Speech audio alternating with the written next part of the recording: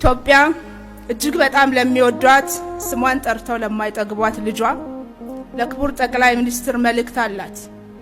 ክቡር ጠቅላይ ሚኒስትር መልእክቱን እንዳስተላልፍ ፈቃዶ ይሁን።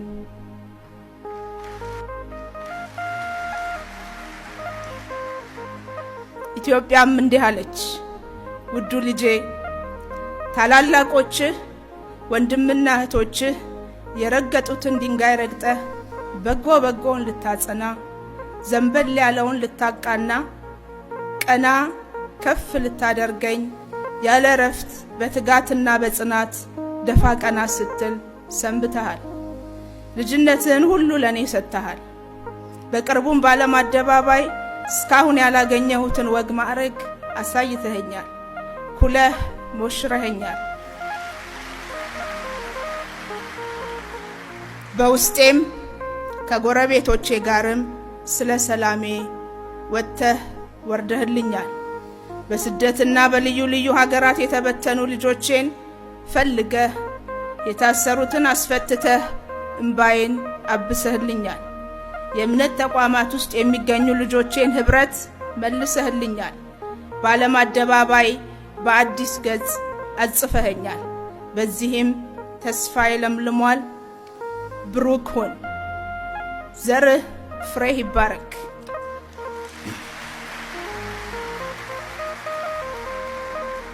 እስካሁን በአጭር ጊዜ የሰራሃቸው ስራዎች የኔ እናትህን የወንድምና እህቶችህን ብሎም የዓለም ሀገራትን ምስክርነት አስገኝቶልሃል።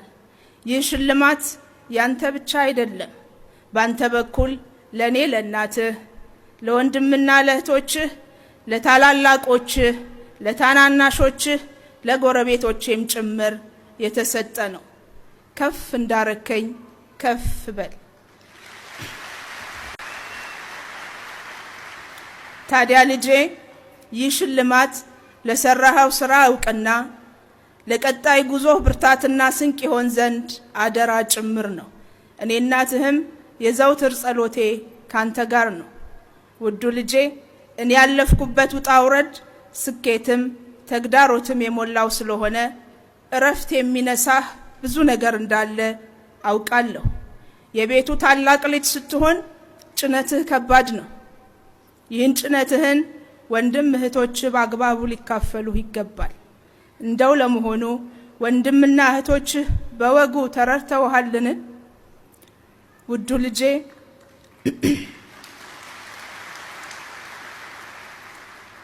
ውዱ ልጄ እኔን በፍጥነት ቀና ለማድረግ ውስብስብ ችግሮችን ለመፍታት ደፋ ቀና ስትል ያልታዩና ያልተነበቡ ገጾች ያሉ ይመስለኛል።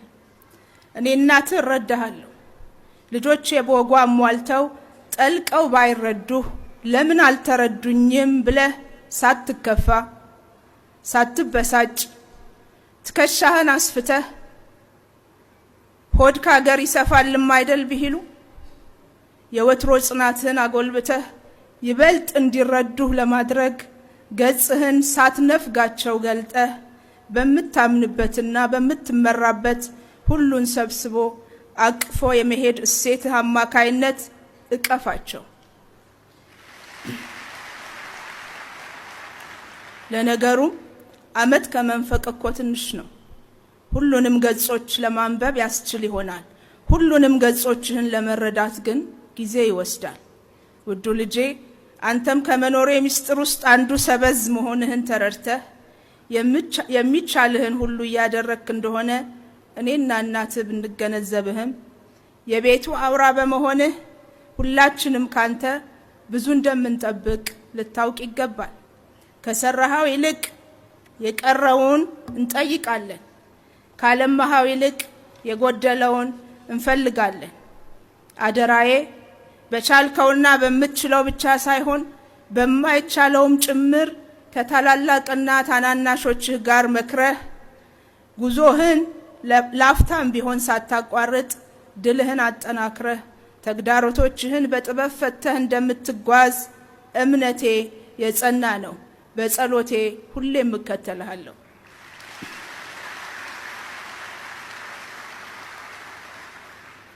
ልጆቼ ወንድማችሁ መሪያችሁ ቢሆንም እንደናንተው አምጬ የወለድኩት ሰው መሆኑን ሳትዘነጉ ለስኬቱ ሞገስ ለድካሙ ምርኩዝ ደጀን ብርታት ትሆኑት ዘንድ አደራዬን እናንተው ላይ ትቻለሁ።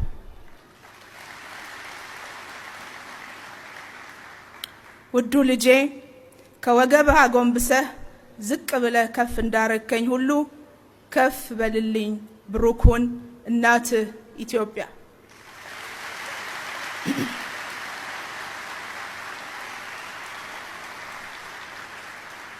ክብርት ፕሬዝዳንት፣ ክቡራትና ክቡራን፣ ክቡር የሰላም ሎሬት ጠቅላይ ሚኒስትር አብይ አህመድ ዛሬ ያገኙት የሰላም ኖቤል ሽልማት እኔና የሰላም ሚኒስቴር የሥራ ባልደረቦቼም በሙሉ ለበለጠ የሰላም ስኬት ሌት ተቀን እንድንተጋ ገና ያልሰራነው እጅግ ብዙ የቤት ስራ እንዳለብን ያስታወሰንና መልእክት ያስተላለፈልን ነው።